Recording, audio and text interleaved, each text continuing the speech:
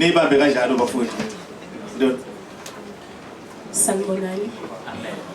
Igama lami Mondoni, ekhaya iseMpangeni. Ngila kwiMbokodo. Uma sikhuluma ngengoma siphinde sikhulume ngezomculo.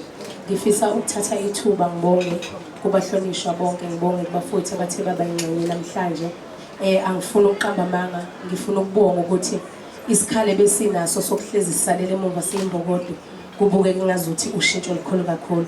Kuyingoma kazwelonke ithuba silitholile sizintokazi, ngicabanga ukuthi iqala saselishoni okuyinto engajwayelekanga. Kanjalo futhi uma sizoza emcimbini weMaskandi umehluko omkhulu kakhulu.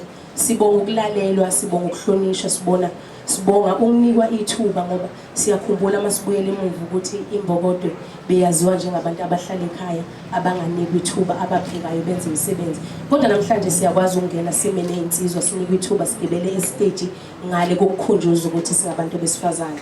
Nakona futhi lo nyaka njengoba ngiphambi kwenu siphinde samenyezwa bathiwa cha ntokazi ingabe nisasale emuva. iMbokodo siyayidinga njengoba siqalile sithe ingoma kazwelonke ukusho ukuthi kuvumeleke wonke umuntu akekho kumele ezizwe obulili obuncane.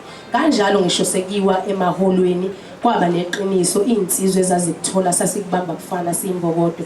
Ngicela ukubonga kakhulu nje ithuba enithela sipha lona kuyingoma. Kanjalo futhi kade ngibona uhla kuma National Ingoma Awards. Sinazo intokazi sizokhumbula ukuthi sineyintokazi ezinekhono, singabala izingane omgijima enizaziyo eniqala ukuzazi kuyona futhi ingoma kazwelonke.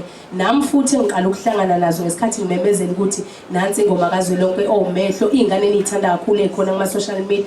Kanjalo ukuze kuzongena ezintombini kulithuba elikhulu kakhulu ukuthi silokhu sibona abantu besifazane beqhuqumezelwa njengezingane ezihlolwayo. Engifisa kuyinto okumele siyibuyise kakhulu kuyiMbokodo ukuthi ukuyigcina kubaluleke kangakanani. Kanjalo nokuthi imele ngicabanga lokho ezokuhlomula namhlanje kuyoyikhulisa izingane njengoba ihlolwa seziyokwazi nokuthenga impahla zokuthi zimhlangene. Ngiyathokoza. Siyabonga kakhulu Ndoni, siyabonga kakhulu.